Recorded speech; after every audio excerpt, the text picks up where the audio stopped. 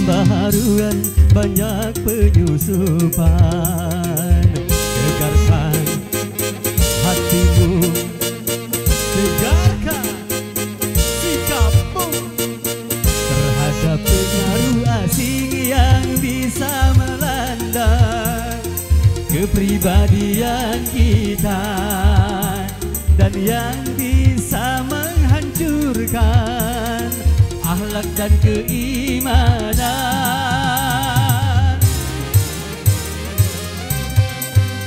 Di zaman pembaharuan banyak penyusupan.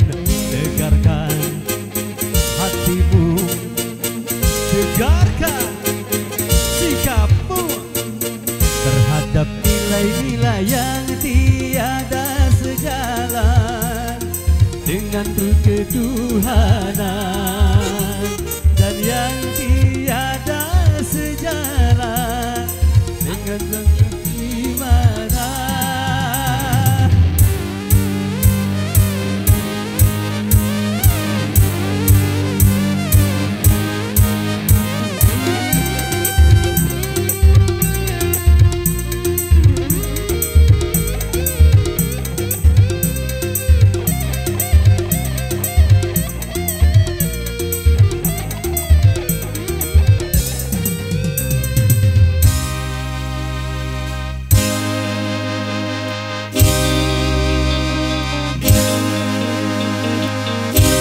Untuk orang lain belum tentu untuk kita. Baik untuk orang lain belum tentu untuk kita. Benar kata orang lain belum tentu untuk kita. Selaraskanlah dengan Pancasila. Di zaman pembaharuan banyak penyusupan. Tegarkan hatimu, tegarkan sikapmu terhadap nilai-nilai yang tiada sejalan dengan ruh ketuhanan dan yang bisa menghancurkan akhlak dan keimanan.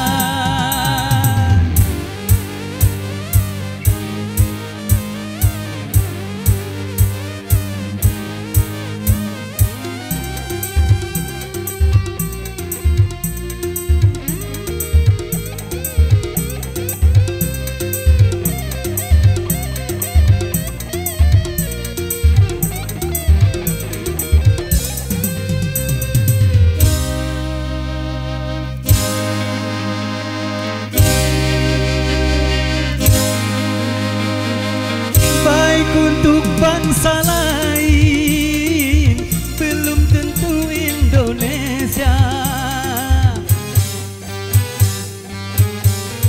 Benar kata bangsa lain belum tentu Indonesia.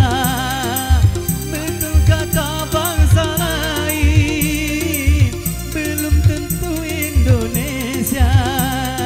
Selaraskanlah dengan Pancasila. Di zaman pembaharuan banyak penyusupan.